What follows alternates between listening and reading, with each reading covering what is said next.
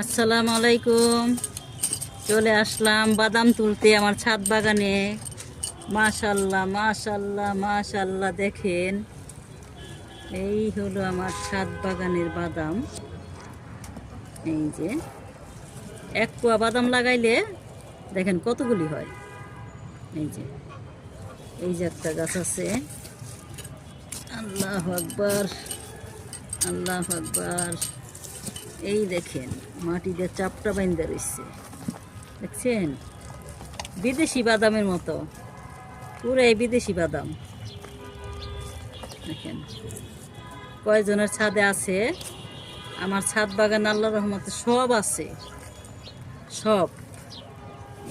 কতগুলি বাদাম হইল, এই যে দুইটা গাছে থেকে এতগুলি বাদাম হইল। ভিডিওটা ভালো লাগলে অবশ্যই সাবস্ক্রাইব করুন।